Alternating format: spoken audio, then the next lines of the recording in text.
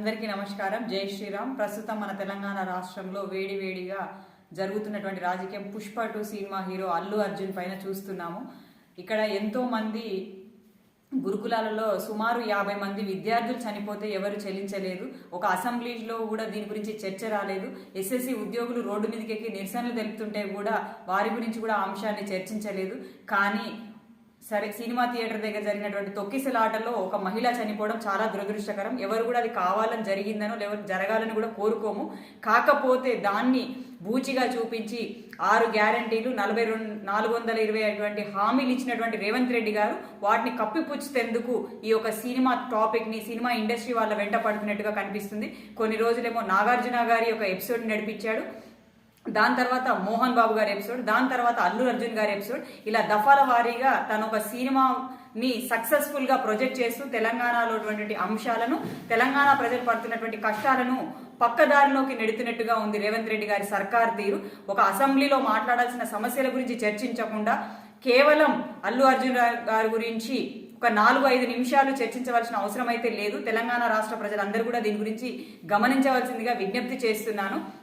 ఏవైతే మహిళ చనిపోయిందో వారికి అల్లు అర్జున్ గారు అండగా నిలబడ్డారు. అక్కడికి జరిగిపోయింది. కోమటిరెడ్డి గారు ఒక అడుగు ముందటికి వేసి వారి యొక్క మానవత్వ దృక్పథాన్ని చూపించి 25 లక్షలు ఇచ్చిన అని చెప్పి రాజకీయ కోణంలో తీసుకురావడం దురదృష్టకరం. మీ మానవత్వానికి హ్యాట్సప్ చెప్తున్నాం కోమటిరెడ్డి గారు.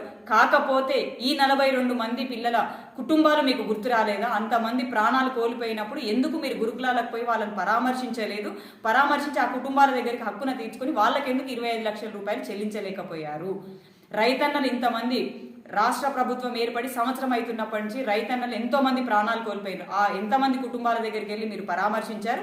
ఎంతమంది కుటుంబాలకు ఆర్థిక సహాయం అందజేశారు? ఒక్కసారి మీరు ఆత్మవిమర్శ చేసుకోవాల్సిన అవసరం ఉన్నది. నిన్నగాక మొన్న చేనేత వస్త్రాలు చేసేవారు కూడా, చేనేత కార్మికులు కూడా చనిపోతున్నారు. ఇలా వరుసగా ఎంతో మంది ప్రాణాలు పోతుంటే రాష్ట్ర ప్రభుత్వానికి పట్టింపు లేదు. కానీ 25 లక్షల రూపాయలు ఇచ్చినా అని చెప్పి కోమటిరెడ్డి గారు ఒక అడ్వర్టైజ్మెంట్ మార్కెటింగ్ కంపెనీని ఓపెన్ చేసి సోషల్ మీడియాలో ఫ్లోట్ చేసుకోవడం చాలా దురదృష్టకరం. స్టిల్ ఇప్పటికీ కూడా మీకు మానవత్వం అనేది ఉంటే శ్రీతేజ గారి తల్లి ఎట్లయితే చనిపోయినో, శ్రీతేజ గారు ఎట్లయితే ఇదైపోయినో, వాళ్ళకి 25 లక్షల రూపాయలు ఇచ్చిండ్రో, మిగిలిన విద్యార్థులకు రైతన్నలకు కూడా అట్లాగనే మీరు అండగా నిలబడాలని చెప్పి మీ యొక్క ఉదార భావాన్ని చూపించాలని చెప్పి కోరుకుంటున్నాను. ప్రతిదీ రాజకీయం చేయడంలో కాంగ్రెస్ పార్టీ దిట్ట. కాంగ్రెస్ పార్టీ రాజకీయాన్ని శవాల మీద రాజకీయాలు చేయడం ఏదో దీనికి ఉదాహరణ, నిదర్శనమే ఈ యొక్క అంశం. అల్లు అర్జున్ అంశము, ఆ మహిళ చనిపోయిన అంశము, ఆ బాలుడు ట్రీట్మెంట్ తీసుకున్న విధానం అని చెప్పి తెలంగాణ రాష్ట్ర ప్రజలు గమనించవలసిందిగా విజ్ఞప్తి చేస్తున్నాను. జై హింద్, జై భారత్.